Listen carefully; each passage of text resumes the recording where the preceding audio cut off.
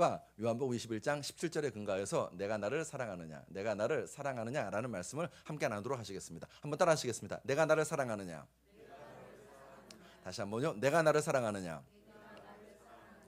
제가 여러분 어제도 그렇고 오늘도 그렇고 하나님한테 되게 간절히 기도했어요. 되게 은혜를 부어달라고 간절히 기도했습니다. 은혜를 부어달라고. 왜 그러는가? 저는 오늘 이 말씀을 통해서 여러분에게 하나님의 은혜가 가득 임할 뿐만 아니라 여러분 마음이 불편하셨으면 좋겠어요. 여러분 마음이 좀 찔림 받기를 원하는 마음으로 이 설교를 같이 나누려고 합니다. 여러분, 오늘 장 목사가 작정하고 나를 불편하게 하려고 작정했구나 라고 생각하시고서는 말씀을 같이 나누면 될 것 같습니다. 듣기 불편하다고 저한테 또 나중에 이렇게 막 카톡으로 뭐라고 하지는 마시고 기도해 주시면 될 것 같아요. 자, 2016년에 세기의 대결이 있었습니다. 어떤 세기의 대결이 있었느냐? 이세돌 구단과 누구의 대결이 있었죠? 알파고의 대결이 있었습니다. 사람들이 굉장히 큰 충격을 받았습니다. 왜 그러느냐? 이세돌 구단이 판판이 졌어요. 너무너무 쉽게 져버렸습니다. 그것을 보고 사람들은 생각했습니다. 더 이상 공상과학 영화가 그냥 영화가 아니라 이제 현실이구나 라는 생각을 하게 되었습니다. 그로부터 약 10년의 세월이 흘렀습니다. 여러분과 저는 지금 피부로 느낍니다. 우리 가까이에 AI, 자율주행, 빅데이터, 그다음 로봇 이런 것들이 굉장히 우리 삶에 깊이 파고들어 있습니다. 그리고 그런 빅테크 기업들이 얘기하죠. 이런 AI가 로봇이 우리의 삶에 편리함을 가져다 준다고. 근데 여러분, 편리한 만큼 행복할까요? 저는 그 당시 2016년 사실 바둑을 잘 모르는 사람인데 그냥 그 대결을 보면서 관심 있게 지켜봤는데 그 대결보다도 더 관심 있게 지켜본 게 하나가 있었습니다. 그게 뭐냐면 그 구글의 관계자의 인터뷰였습니다. 구글의 관계자가 그 대결 전인가 끝나고 나서 이런 인터뷰를 했습니다. 알파고는 오직 이기도록만 세팅되어 있다. 이렇게 얘기했습니다. 다시요. 알파고는 오직 이기도록만 세팅되어 있다. 절대 져주지 않는다는 거예요. 절대 양보란 없다는 것입니다. 반면 사람은 이길 수 있는데 져줍니다. 져주고 양보하고 손해 보면서도 좋아하는 것이 사람입니다. 이세돌 구단이 딸이 있어요. 그 딸이 이런 인터뷰를 했어요. 우리 아빠가 최고수라고요? 아닌데 나한테 맨날 지던데. 맨날 진대요. 바둑 두면 아빠가 자기한테 진대요. 박지성 선수는 어떨까요? 아들하고 축구하면 기를 쓰고 이길까요? 박찬호 선수는 자녀들과 야구하면 3구 3진일까요? 여러분, 이세돌, 박찬호, 박지성은 오로지 이기기만을 목표로 해서 훈련받은 사람들입니다. 프로입니다. 이기는 것이 그들의 목적이었습니다. 그런데 그런 사람들이 자기의 딸에게는, 자녀에게는 져줘요. 져주고 좋아해요. 양보하고 행복해해요. 손해보고 나서도 기뻐합니다. 사랑하는 성도 여러분, 편리함이 기술이 행복이 아닙니다. 사랑하고 사랑받음이 행복입니다. 그들이 그렇게 져줄 수 있는 이유는 뭐죠? 사랑하니까. 그 자녀를 사랑하니까 얼마든지 이길 수 있음에도 불구하고 져주는 거예요. 그러면서 행복해하는 거예요. 다시 말씀드립니다. 우리 인생 행복은 AI를 잘 다룬 데 있지 않습니다. 잘 다루면 편리하겠죠. 저도 자꾸 이렇게 궁금해서 들어가 봐요. 이렇게 요즘 보면요, 노트북 LM이라는 프로그램도 AI도 있고요, 클로드인가 그런 AI도 있고요, AI가 되게 많아요. 그러니까 시간이 좀 되면은 알아보고 싶은 마음이 커요. 그런 것들을 사용하면 편리하죠. 그러나 편리함이 우리의 행복은 아닙니다. 사랑하고 사랑받는 관계가 우리의 행복입니다. 여러분과 사랑하고 사랑받기를 원하시는 분이 계십니다. 하나님이십니다. 하나님은 여러분 사랑하십니다. 권사님들 세 분만 아멘 하셨어요. 다시요. 하나님은 여러분 사랑하시는 줄로 믿습니다. 요한복음 3장 16절에 하나님이 세상을 이처럼 사랑하사 독생자를 주셨으니. 하나님 우리 사랑하십니다. 그 사랑이 얼마나 크고 놀라운 사랑인가? 로마서 5장 8절 우리 한번 같이 읽겠습니다. 시작. 우리가 아직 죄인 되었을 때 그리스도께서 우리를 위하여 죽으심으로 하나님께서 우리에 대한 자기의 사랑을 확증하셨느니라. 이거 잠시 띄워주십시오. 이 말씀 보면 여기에 세 가지가 나옵니다. 세 가지. 첫 번째 언제입니다. 언제 우리를 사랑하셨대요?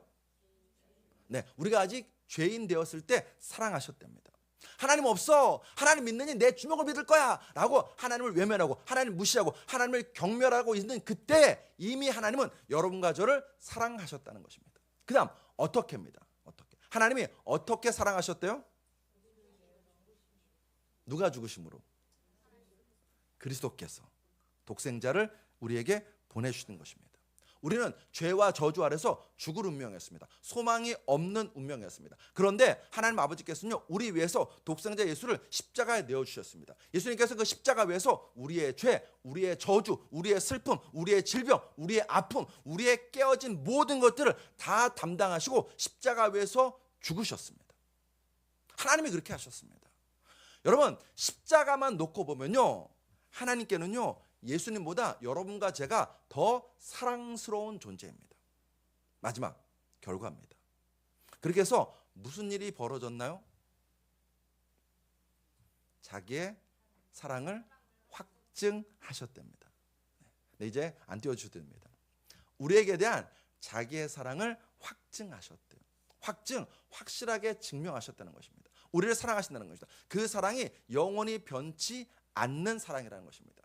그 영원히 변치 않는 하나님 아버지의 사랑으로 인해서 우리의 삶에 무슨 일이 벌어지는가? 로마서 5장 8절 그 뒤에 이런 말씀이 나옵니다. 로마서 5장 9절입니다. 우리 로마서 5장 9절 같이 읽습니다. 시작. 그러면 이제 우리가 그의 피로 말미암아 의롭다 하심을 받았으니 더욱 그로 말미암아 진노하심에서 구원을 얻을 것이니. 아멘. 이 구절은 이런 뜻이에요. 이런 뜻입니다. 어느 교회에 주일학교에 2명의 아이가 새로 왔어요.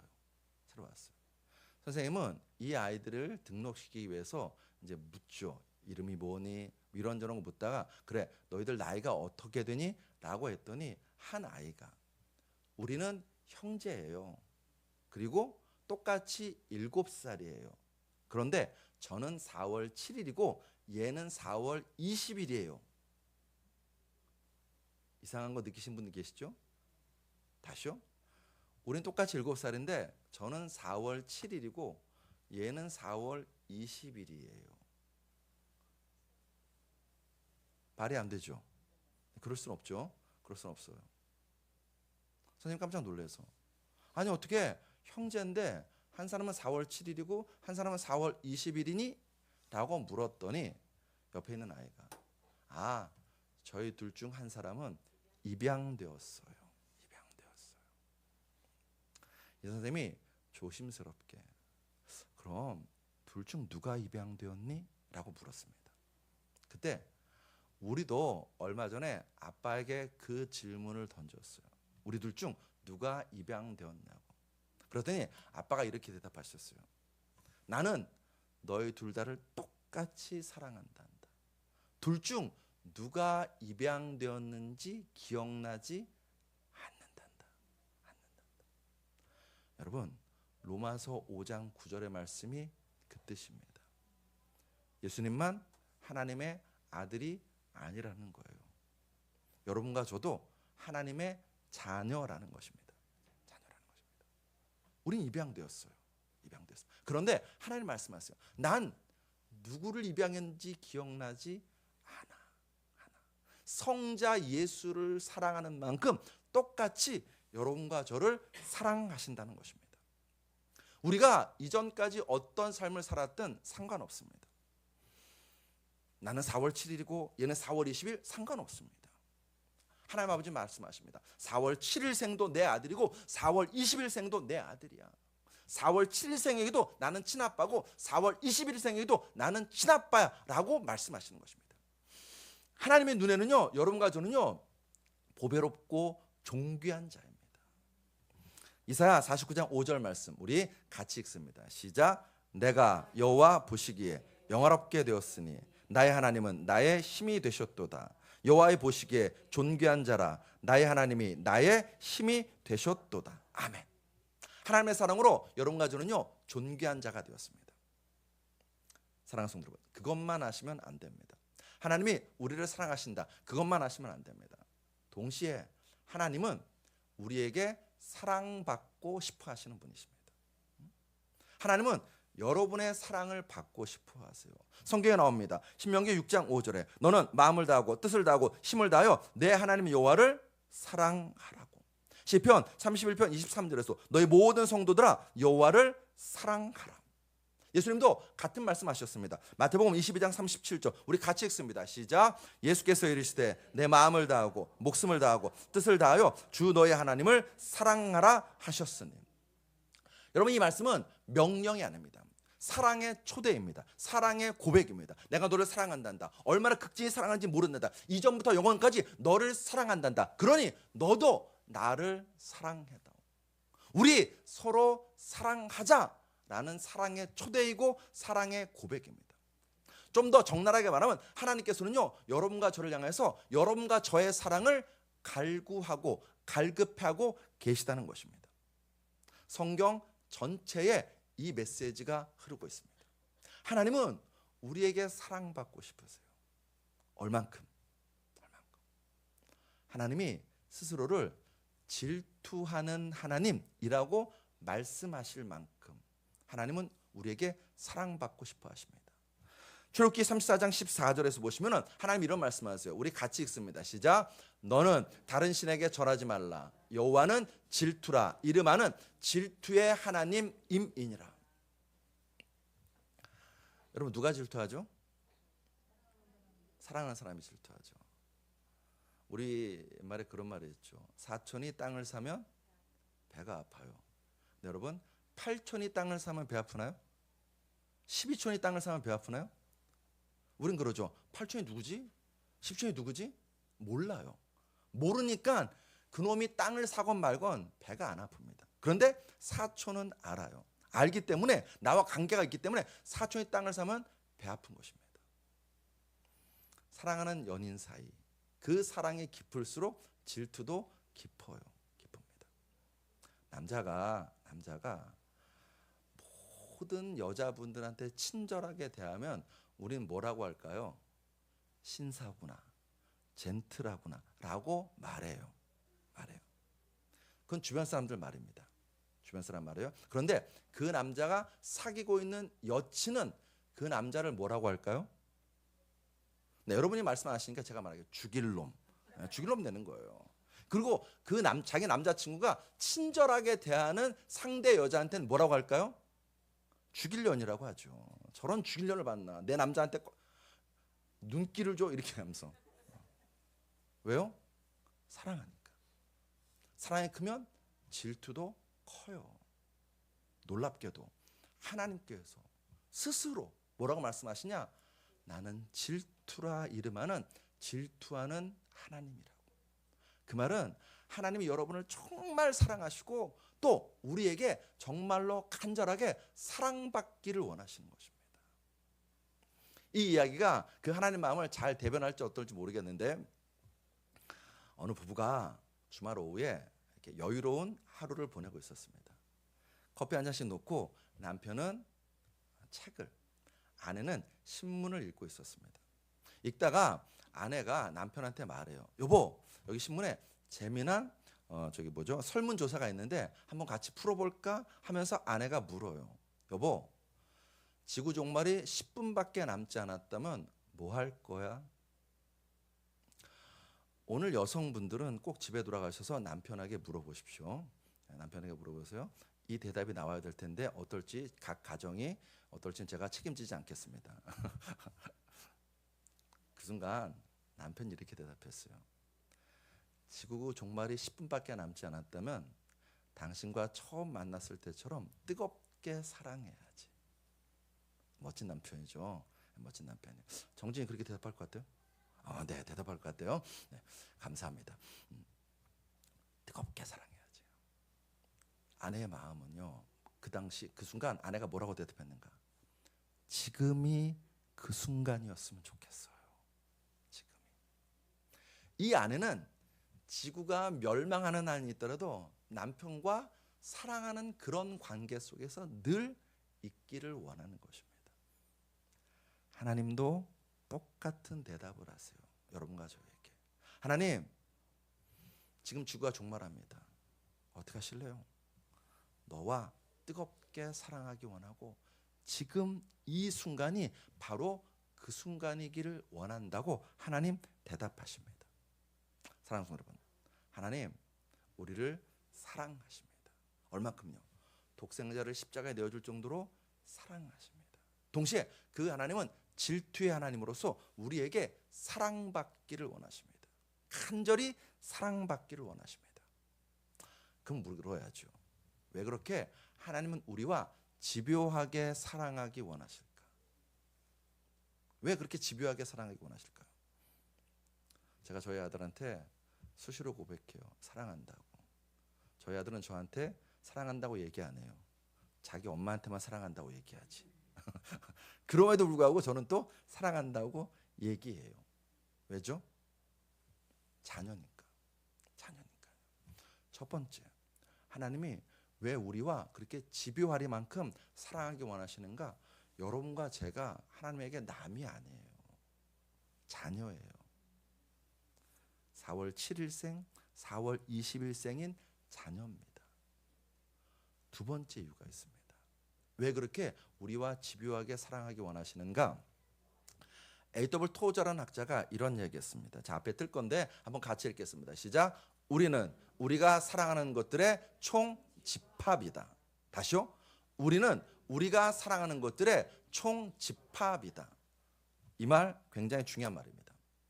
지금의 내 모습은요, 그동안 내가 사랑해왔던 것들의 총 집합이에요. 햄버거를 정말 사랑하는 사람의 몸은 어떻게 될까요?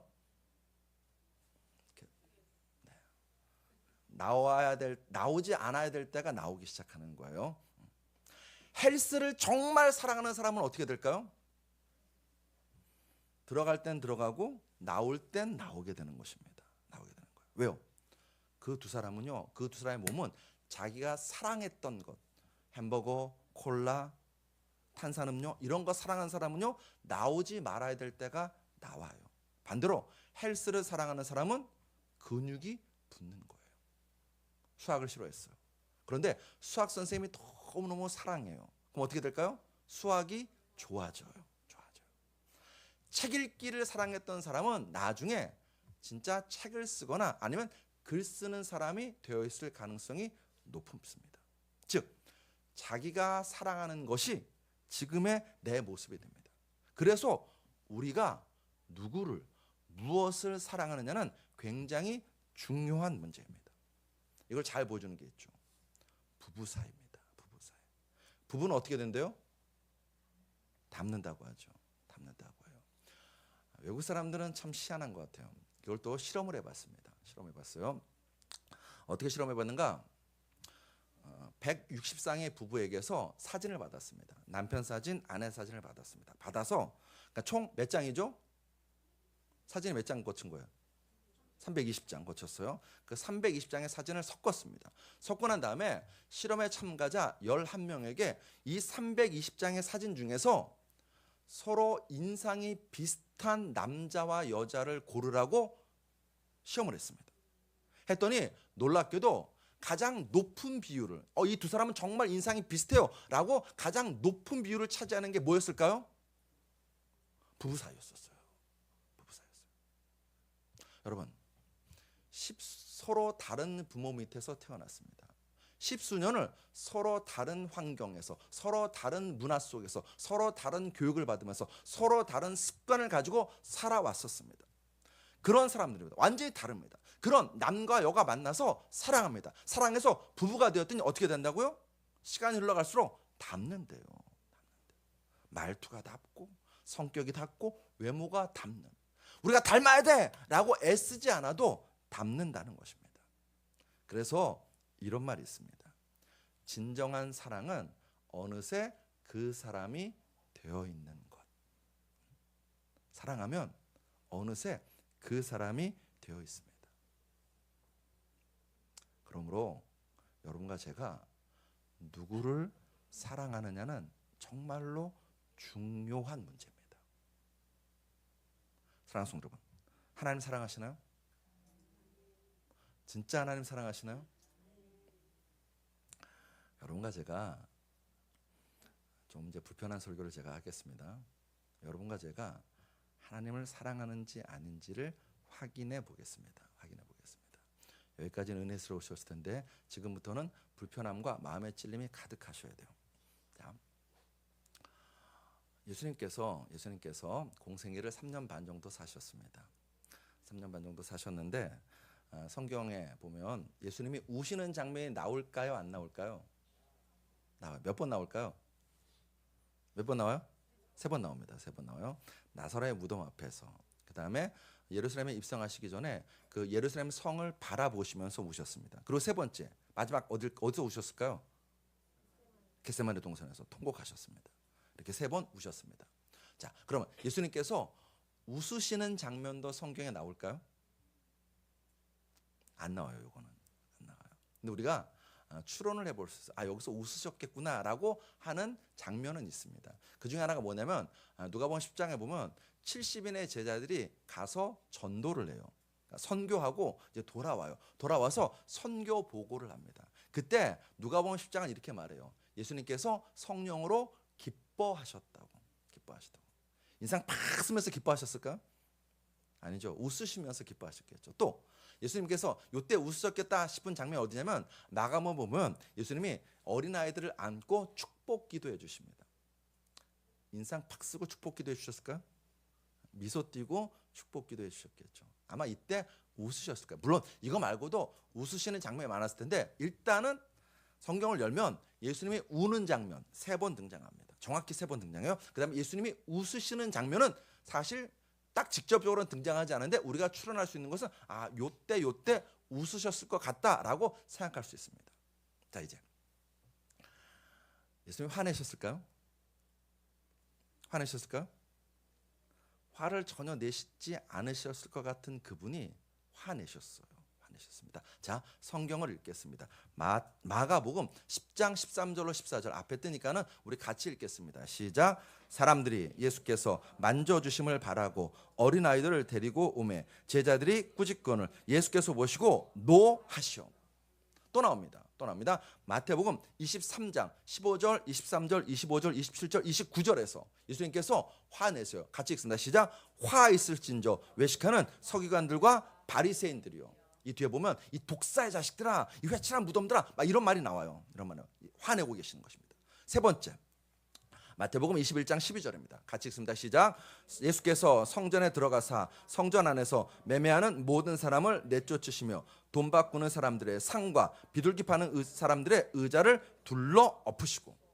예루살렘 성전을 척결하시면서 이때 분노하셨습니다. 자, 3번의 분노가 나오는데 첫 번째 분노는 뭐라고요? 아이들. 정확히는 제자들과 어른들을 향한 분노였습니다. 아이들이 예수님께 달려오려고 했습니다. 예수님 품에 안기려고 했습니다. 그때 제자들이 어이 저리 가! 어린 것들이 어디서? 이렇게 막은 거예요. 그 모습을 보시고 예수님께서 화내신 거예요. 너희들 그러지 말라고. 왜 아이들이 내게 오는 것을 막냐고. 왜 아이들이 하나님의 말씀을 드리려고 하는 것을 막냐라고 분노하시는 것입니다. 너희들 보기에 보잘것없어 보이는 그 아이들도 하나님이 사랑하시는 영혼이라는 것입니다. 그래서 예수님이 분노하셨어요.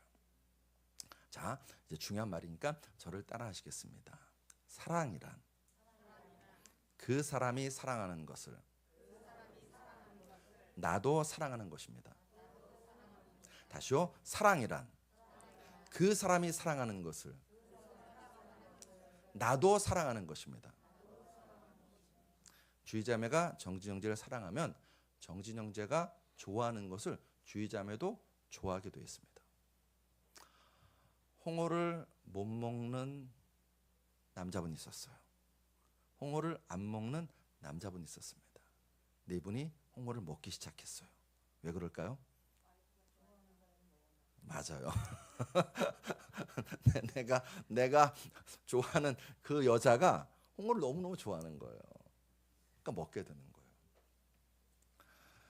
3보 이상 걷는 것은 내 인생에 없어 라고 했던 한 자매가 새벽마다 뛰어요. 왜 뛸까요? 그 오빠가 새벽마다 뛰거든요. 그 오빠가 뛰어요. 그러니까 나도 뛰는 거예요. 내 인생의 야구는 오로지 헤드 타이거즈라고 했던 제가 요즘 두산 베어스를 응원하고 있습니다. 왜 그럴까요? 맞아요. 사랑하는 아들이 거기에 응원하니까 저도 응원하고 쳐다보고 있는 거예요. 사랑이란 사랑하는 그 사람이 사랑하는 것을 나도 사랑하게 됩니다. 사랑하는 여러분, 하나님은 한 영혼을 사랑하십니다. 더 정확히 말하면 집 나간 탕자, 그 나쁜 놈, 그 죽일 놈, 그 놈도 하나님이 사랑하세요. 장기, 세리, 죄인들 사랑하십니다. 문둥병자 사랑하십니다. 가나마다 잡힌 여인 예수님 사랑하십니다. 하나님이 사랑하는 그 영혼을 여러분과 저도 사랑하시나요? 제가 지난번에 그런 말씀 드렸죠. 설교 시간에 드렸나 찬양팀한테 얘기 드렸나. 땅끝이 어디라고요? 우리의 땅끝이 어디라고요? 맞아요. 또 그렇다. 맞아요. 내 옆에 있는 이종욱 집사님이 땅끝이에요. 지구는 둥글잖아요. 지구는 둥글기 때문에 땅끝을 향하여서 복음 들고 나가면 맨 마지막 땅끝엔 누구를 만나느냐? 가족이에요. 내 옆에 있는 가족. 여러분 사실 예수 믿는 신앙인들에게 제일 어려운 사람이 또 가족입니다. 그 가족이 예수를 믿지 않으면 정말 나를 힘들게 하는 사람들이 그 가족입니다. 꼴 보기 싫어요. 가족 좀 안 봤으면 좋겠어요. 안 봤으면 좋겠어요. 근데 봐야 됩니다. 볼 때마다 여러분과 제가 기억했으면 좋겠습니다. 저 왼수 같은 인간, 하나님이 사랑하시는 인간이지. 날 핍박해요. 여러분 그 목회자들 아마 이제 뭐 정진이나 주희 자매님 같은 선교하시는 친구들도 아마 비슷한 경험이 있으실 수 있어요. 가족이 안 믿으면요 되게 힘듭니다. 되게 힘들어요. 가족이 저 같은 경우는 감사하게도 가족이 기도해주고 응원해주고 함께해주는데 그렇지 않은 목회자들 저는 종종 봅니다. 또 선교사님들도 마찬가지입니다. 가장 나를 힘들게 하는 사람이 가족일 수 있습니다. 너 뭐 하는 짓이냐? 이렇게 나오거든요. 근데 그때 우린 기억해야 돼요. 하나님이 저 가족도 사랑하는 영혼이시지라고 생각해야 되는 것입니다. 하나님이 사랑하는 그 사람 사랑하시나요? 우리가 신앙생활 하다 보면요 마음에 안 맞는 인간이 있어요. 말이 거칠어지면 안 되는데 저 사람은 왜 저러지? 저러고도 집사인가? 저러고도 목사인가? 이렇게 드는 생각이 있어요. 근데 여러분과 제가 기억하셨으면 좋겠습니다. 하나님이 그 사람 사랑하십니다. 하나님이 사랑하는 그 영혼 우리가 사랑하나요? 물어봐야 됩니다. 예수님 그것 때문에 분노하셨습니다. 예수님 두 번째 분노는 사두개인 바리새인들을 향한 분노였습니다. 그들은 위선적이었습니다. 이중적이었습니다. 굉장히 이기적이었습니다. 신앙의 이름으로 종교의 이름으로 하나님의 말씀을 가지고서는요 자기를 높이고 남들을 깔아뭉겼습니다. 손을 펴기보다는요 자기 손을 움키기에 바빴습니다. 하나님 이름으로 사람의 종교의 이름으로 말씀을 가지고 자기를 높이는데 급급하였습니다. 말은 옳아요. 이게 어려운 거예요. 사두개인들의 말이 옳아요. 바리새인들의 말이 옳아요. 말은 참 옳은데 그들의 삶을 보면요 위선적인 거예요. 말과 삶이 다른 거예요. 그러니까 예수님이 분노하시는 것입니다. 예수님께서 이런 말씀하셨죠. 마태복음 7장 16절에 그들의 열매로 그들을 알지니. 마태복음 7장 20절에서 이러므로 그들의 열매로 그들을 알리라 라고 말씀하셨습니다. 여러분, 이것은요 여러분과 저에게 직접 적용하게 됩니다. 어쩌면 여러분과 제가 예수님께서 그렇게 분노하셨던 사두개인이고 바리새인일 수 있습니다. 우리의 삶의 열매가 나를 위한 것입니까? 아니면 하나님께 영광 돌리기 위한 것입니까? 내가 굉장히 거룩한 척, 착한 척, 신앙이 좋은 척 하는데 그것이 나를 위한 것입니까? 아니면 하나님을 위한 것입니까? 예수님 분노하십니다. 세 번째, 예수님의 분노는요 어디서 이루어졌나요? 세 번째 예수님의 분노는요 성전에서 이루어졌습니다.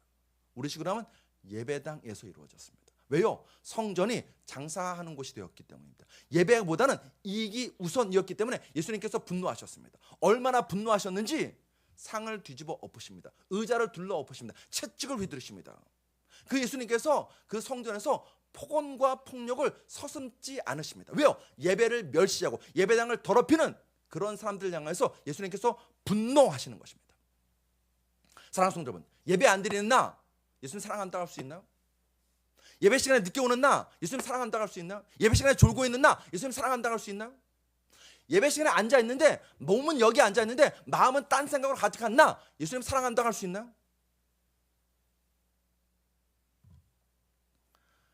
회사에는 미리미리 출근하시잖아요. 업체 관계자 만날 때 예의를 차리시잖아요. 돈 버는 일이라면 먹지도 자지도 않잖아요. 제가 목회하면서 제일 안타까운 게 이제 그겁니다. 제일 고민스러운 것도 그거예요. 신앙에 여러분과 제가 교회를 아무리 오래 다니셨어도 어쩌면요 헛된 시간을 낭비하고 있는 일도 몰라요.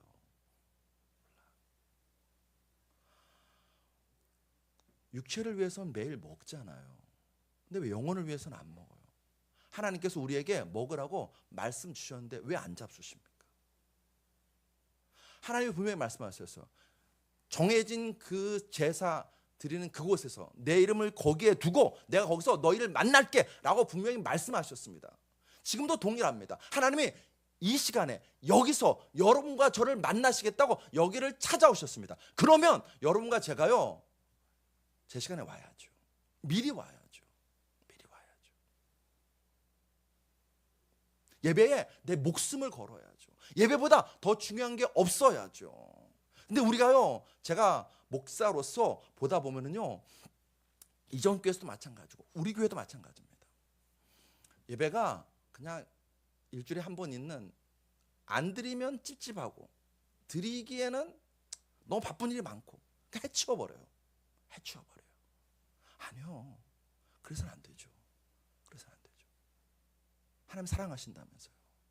하나님께 우리가 사랑받고 있잖아. 그러면 예배에 목숨을 걸어야죠. 회사보다 예배가 별거 아닌가요? 돈보다 하나님이 별거 아닌가요? 어쩌면 예수님께서요 우리 주 따르는 게 오셔서 2000년처럼 이 의자 뒤집어 엎지 않으실까요? 여러분과 저를 보고서 독사의 자식들아 이 회칠한 무덤들아 주님의 진노를 너희가 피할 수 있겠냐라고 화내지 않으실까요? 예수님께서 우리의 예배를 보고 토 나온다고 하지 않으실까요?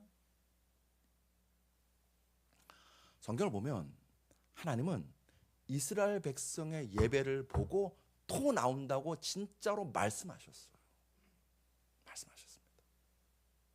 이사야서 1장 11절로 15절의 말씀을 제가 메시지 성경으로 여러분하고 같이 읽기 원합니다. 메시지 성경입니다. 왜냐하면 개역개정을 읽으면 우리한테 와닿지 않기 때문에 메시지 성경으로 좀 가져왔습니다. 우리 한번 같이 읽어보겠습니다. 시작. 하나님께서 물으신다. 이 정신없이 널려있는 재물은 다 무엇이냐? 번제물, 순양, 포동포동한 송아지들 나는 이미 질리도록 먹었다. 황소, 어린 양, 염소들의 피도 지겹다. 대체 어디서 배워먹은 짓들이냐? 누가 내 앞에서 이리저리 뛰어다니고 이짓 저짓 버리며 예배 장소에서 이렇듯 소란을 피우라고 가르치더냐? 예배 신용놀이 이제 그만 집어치워라. 가짜는 경건노름 더 이상 참아줄 수가 없다. 달마다 열리는 회합, 주마다 돌아오는 안식일, 갖가지 특별 모임 더는 못 참겠다. 이런저런 목적의 집회들 나는 싫다. 정말 신물이란다. 죄는 죄대로 지으면서 경건을 떠벌리는 너희가 지겹다. 이제 너희가 기도쇼를 벌여도 나는 외면할 것이다. 아무리 오래, 아무리 크게, 아무리 자주 기도해도 나는 듣지 않을 것이다. 하나님이 얼마나 답답하셨으면 예배 신용놀이 그만 집어치워. 가짜는 경건노름 더 이상 참아줄 수가 없다라고 토로하시겠습니까? 여러분, 하나님 이렇게 말씀하시면요, 여러분과 저를 내치려고 그러실까요? 아니죠. 돌아오라는 거죠. 회개하라는 것이죠. 하나님과 사랑의 관계 가운데 들어가자는 거죠. 하나님, 독생자를 십자가에 내줄 정도로 여러분과 저를 사랑하십니다. 그 사랑으로 여러분과 저에게 말씀하시는 거예요. 얘야, 엉뚱한 길 가지 말아라. 얘야, 그 길 가면 죽는단다. 얘야, 그리로 가면 안 돼. 라고 말씀하시는 거예요. 사랑하는 성도 여러분, 하나님께 사랑받고 하나님을 사랑하는 여러분과 저 되시기를 주의 이름으로 축복합니다. 말씀을 정리합니다. 시 한 편을 같이 나누고 싶습니다. 이종록 시인의 사랑이라는 시의 일부분입니다. 연초록 껍질에 촘촘 가시를 달고 있는 장미꽃을 한아름 산다. 내가 나에게 꽂힌 동안 내 몸에도 가시가 돋는다. 한 다발이 된다는 것은, 시인은 참 기가 막힌 것 같아요. 한 다발이 된다는 것은 가시로 서로를 껴안는다는 것. 장미꽃 한 다발이 되었습니다. 서로 사랑한다는 거예요. 그렇게 서로 사랑한다는 게 뭐냐고요? 너의 가시를 내 온몸으로 껴안는 게 사랑이라고 노래하고 있습니다. 우리는 장미꽃의 그 장미만 생각하는데 사랑이 뭐냐고요? 맞아요. 그 장미꽃의 장미처럼 아름답고 화려한 것이 사랑일 수도 있습니다. 그의 사랑인 거 맞습니다. 그런데 진짜 사랑은요, 그 안에 서로의 가시를 내 온몸으로 껴안아 주는 게 사랑이라고 시인은 노래하고 있습니다. 예수님은 우리 위해서, 저 십자가 위에서 가시 면류관을 쓰셨습니다. 양손과 양발에 못 박히셨습니다. 허리에 창에 찔리셔서 물과 피를 다 쏟으셨습니다. 하나님의 사랑입니다. 하나님은 저 예수 십자가를 통해서 여러분과 저에게 외치십니다. 이전 그 누구보다도, 이전에 한 번도 경험해 보지 못한 그런 사랑으로 너희를 사랑한단다 라고 고백하시는 것입니다. 매일매일 여러분 사랑한다고 매일매일 저 십자가를 통해서 여러분과 저에게 말씀하시는 것입니다. 그 사랑이 우리를 살게 합니다. 그 사랑이 우리를 새롭게 합니다. 그 사랑이 우리로 하여금 꿈꾸게 만드는 것입니다. 사랑하는 여러분, 예수 믿고 하나님과 사랑에 빠져서 하나님과 정말로 깊고 진한 그 사랑의 교제를 날마다 누리게 되시기를 주의 이름으로 축복합니다. 저는 아들이 엄마를 사랑한다고 해도 오늘도 또 얘기할 거예요. 사랑한다 아들아.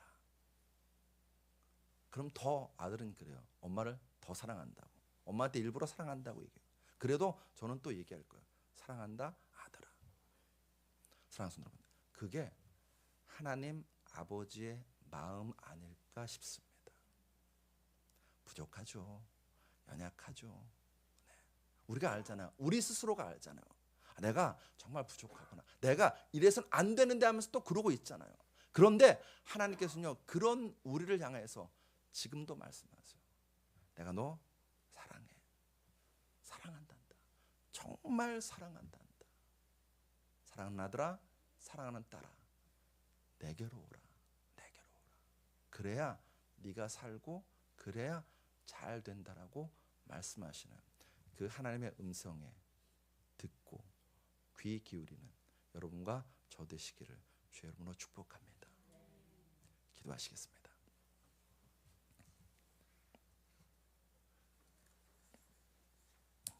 주님, 사순절 기간을 보내고 있습니다. 우리 위해서 십자가 지시고 찢기시고 피 흘리시고 물 쏟으시고 죽임 당하신 그 예수의 십자가를 기억합니다. 그 십자가는 우리에게 말합니다. 하나님이 나를 이만큼 사랑하신다고. 나 같은 것들 이만큼 사랑하신다고 끊임없이 외치고 있습니다.